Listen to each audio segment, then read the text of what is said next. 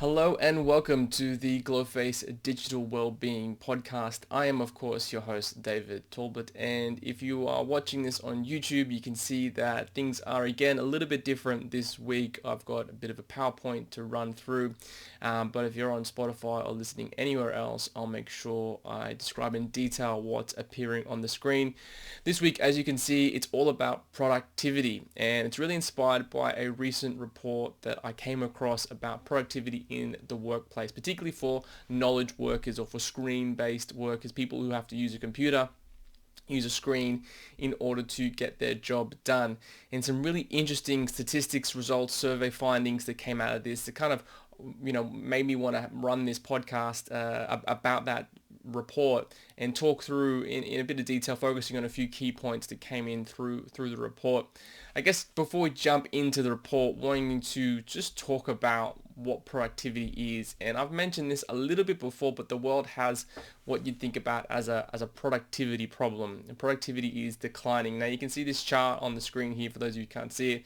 What it shows is percentages on the y-axis. I had to really think about that for a second. And on the x-axis, it is the date timeline. Now, it goes back to 1995, and effectively there's two key lines in this chart coming up to 2020, so it's a 25-year chart, and there's these two linear trend lines around productivity, multi-factor in both labor, and both lines are decreasing. And what it's effectively showing is that in an economy economies around the world, that the productivity, the amount of output per hours worked by an individual, and that's really what is meant by productivity.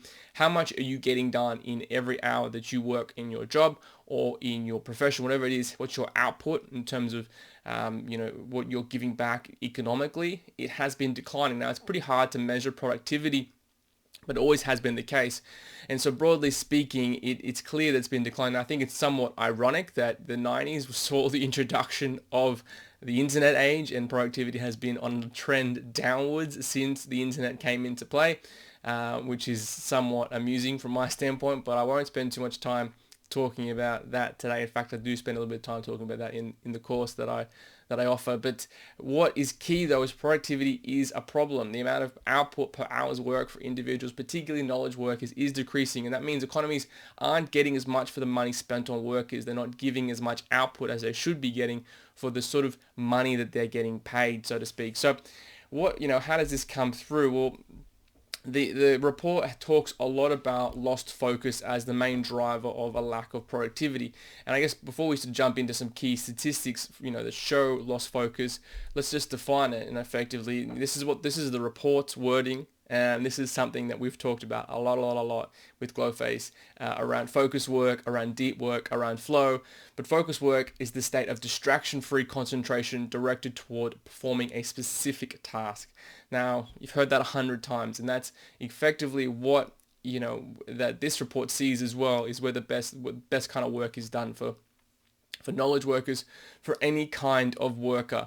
Now, it's important to understand then what is lost focus. Well, lost focus refers to instances where workers are interrupted, distracted, or otherwise disengaged from focused work, which can negatively affect their productivity. And so what's implied in that certainly is that you are most productive when you're focused, and you're most productive when you are not being distracted or interrupted. And we know that our devices are absolutely designed to distract us and interrupt us along every step of the way. So, the key here that we'll be focusing on from the report is the findings in relations to, what's been the result of the lost focus, but also where's this lack of focus coming from? Now, what's the cost? And they've done a really great job in this report around, getting this down to a single figure economically in terms of how much this is costing. So when you talk about companies, talk about businesses, they're estimating that just in the US alone, it's US 468 billion, $500 billion every year companies are leaving on the table because of time-sucking distractions that affect deep, focused work from employees, which is a phenomenal amount of money. Right, and something that you would think would be getting more attention from companies around the world, but simply isn't. It's something. The distraction in the workplace is not a conversation that's readily happening enough in workplaces, in companies.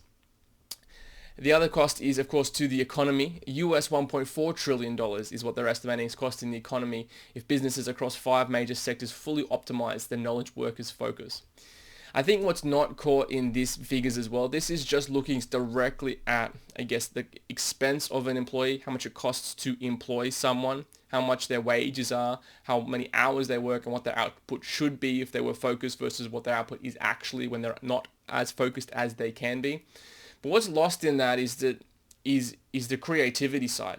It's the potential, and we talked about this a little bit in the Huberman Chris Williamson review, that what's lost with distraction, what's lost in our world of constant interruptions and inattention is not just the ability to do the task at hand, but the ability to think creatively and come up with new solutions for new tasks and new ideas. And I think what's not quantified in these numbers is just that, is the potential for new ideas, new solutions, new problems for creative thinking, and the value that could be added to companies and economies around the world if people were allowed to enter into states of flow, enter into states of deep work, and come up with solutions. We know what flow represents as an idea. Flow means you're in a state of work that is equally challenging and meets your state, your capabilities, so that when you emerge from the state of flow, you emerge having contributed something more than when you started. Deep work's the same thing as Cal Newport defines it. Deep work is a state of focused work where you add value. And you add value not just by doing the task at hand and doing it well, but you come up with better ways to do it, more creative solutions. And so I think that's what's really not captured in these numbers is the additional economic output that could be getting. For those of us in Australia, of course that's where I work and I live, we are actually the economy that could benefit the most from reducing distraction in the workplace. So it's actually 44%. That's the potential increase in added value for an Australian worker if they optimize their focus work. So we actually looks like we're the most distracted Western market in the entire world, which is sort of quite a phenomenal thing to say for Australia. But you kind of bring that home. There's something probably a little bit more distracted about Australia. Maybe it's how flexible we are. Maybe it's how relaxed we are about sort of work and things like that. Culturally speaking, we're a little bit more laid back, particularly from a knowledge worker standpoint. But interesting to know that Australia, according to this report, has the most potential increase in added value if their workers were to optimize their focused work.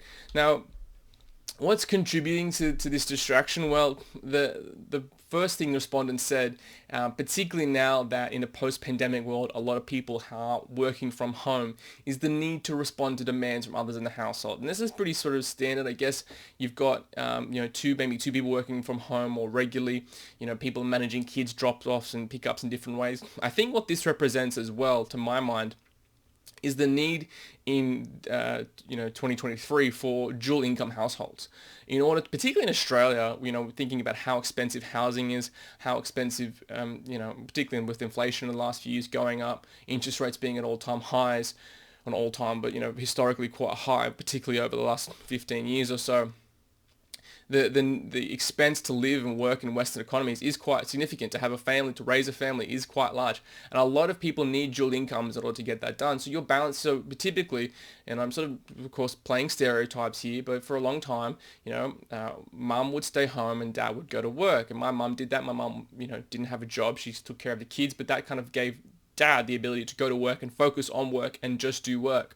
Now, I'm not saying it should be that way, it shouldn't be that way. I'm just saying that's an example that you usually had one individual dedicated to productive output and you had another individual dedicated to the demands in the household. And now you have two sets of individuals both having to give themselves to work and give themselves to their households. And you've fragmented their productivity in that situation, right? You've fragmented their focus, you've fragmented their ability to do their job because they're both juggling everything at the same time.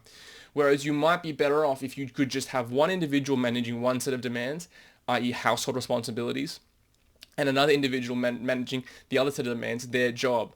So I think this is definitely a reflection of two things. One, not just the post-pandemic world of people working from home more and being more in community around in the household, but also just the financial pressures put on Western societies these days.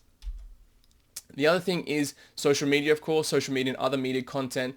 This was actually the second most biggest contributor to distractions, up 13% since the pandemic in terms of annual hours spent. So 132 pre-pandemic, 144 hours post-pandemic hours per year. So a significant increase there in terms of the hours spent on social media. And this is, of course, a given. We're at home more, our phones are in reach, we're picking it up more, we're spending more time on it. I actually read a statistic recently that the average time, about 70% of the time we pick up our phone for 2 minutes. But within that, we put it down, we're actually 50% likely to pick it up again in the next 2 minutes again. So the interactions with our devices, quick, distracted, and social media and other media content, the second biggest contributor to distractions and lack of focused work in the workplace, and I probably don't need to convince you of this. The third thing is, I thought this was somewhat funny in my mind, technical difficulties, productivity tools, which is again, I say that technical difficulties with productivity tools, which is a contradiction of a statement. Productivity tools should be improving how you do your job, should be increasing your output as a worker, should be making you more productive, right? However, the third biggest distraction for workers in the workplace is those productivity tools. I am such a critic of productivity tools in the workplace. I do not think that they achieve they think they're good, but they're certainly overhyped in my mind. You know, things from Slack to Teams to Jira to Confluence, all these sort of things that you might have heard about. I do not think that they significantly improve workplace productivity as people, fully embrace them as they think they do. I think they should be a more balanced approach to these things. But amazing that productivity tools are making people less focused and giving them less output. Now, I want to say it's not all bad. The survey did note that unproductive emails are down, which dropped from 99 hours to about 75 hours per year. So it's a pretty big drop in terms of how many unproductive emails people think they're responding to. But it did note that, meetings were up. The number of unproductive meetings, particularly for senior management, did seem to increase as well. And I guess that's a reflection of the change to sort of digital or remote meetings, particularly via Zoom.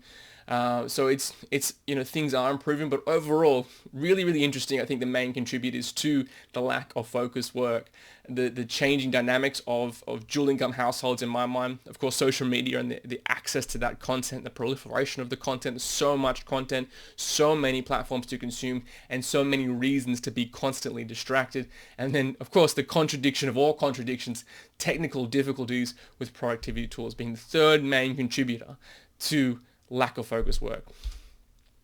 This was a big one for me, 127 hours. This is the time spent recovering focus after distractions has risen from 118 pre-pandemic to 127 hours per year, reflecting more frequent interruptions through the workday. For me, this is the biggest thing. It's not just the time spent away from the device, not just the time you spend picking up your device or jumping between things on your computer. It's the time having to be spent recovering focus after those events. And so to see this rising, I think this is going to continue to rise in the future as well. 127 hours per year, just the time spent recovering your focus to get back into focused deep work is increasing, and quite confronting statistic in my mind. How to fix it? The report talks about AI as being a way to fix it, and I disagree. I don't think AI, generative AI, yes, it will improve basic automated tasks. It will make these things a little bit easier. But I'm not a huge fan that, the way to fix technology issues is more technology. This is what productivity tools aim to do. Slack came in to improve emails, right? Now, we did see an improvement in the amount of unproductive emails sent, but that doesn't mean those emails haven't just translated to unproductive Slack messages. I know I'm picking on Slack, but let's just use that as an example of a productivity tool, because it is the biggest productivity tool to have emerged in the last 5 years, to my mind, right? One of the biggest, if not the biggest. So we've taken a technological problem and we've applied more technology and more, technical difficulties to fix that problem. I do not think that's the case. What's this report going to say in 5 years? That the third main contributor to lack of focused work is technical difficulties with AI-based tools. Like, that's what they were going to go towards if this is the solution, if AI is the solution, right? I completely disagree with that as a way to fix it. I do agree with agency. People should be choosing to work when they want to avoid unwanted distractions, i.e. you work at night when the kids are asleep or early in the morning. I think that's a probably pretty good idea to sort of, take agency over your scheduling and work when suits you best. The other one, I think this is a huge gap, is organizational policies, and the Digital Wellness Institute in America does a great job of encouraging, providing a platform and a way for organizations to create things like a digital wellness charter or a communication charter, is how they describe it. Guidance on how to connect as employees. Sometimes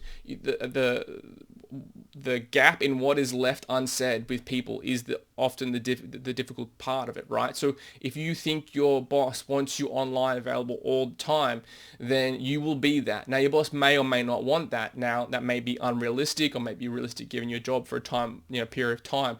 But it's the ability to have the conversation with your boss. Says, hey, look, 6 o'clock, I'm turning my phone off. I need to be with my family, my friends, go to the gym. I need to have my downtime, right?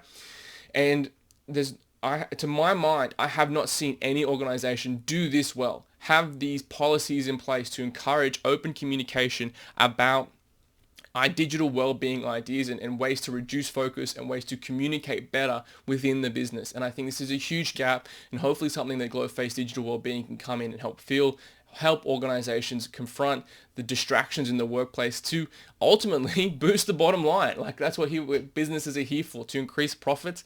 And that's what digital well-being can certainly do. Help organizations put in policies, put in procedures in place in order to help people become less distracted, more productive, and benefit the company more. And to my mind, that's the real solution for all these distractions in the workplace, lies in digital well-being. Understanding how best to reduce your screen time and your pickups to increase focus and productivity. And I guess understanding the value in those other two activities. We just go to our phones because they're low value, really easy activities to do.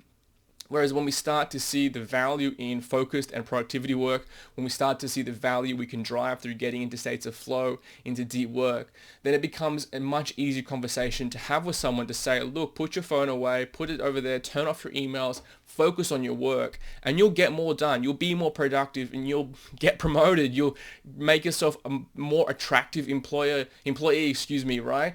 When you can be more focused and more productive, your resume looks better.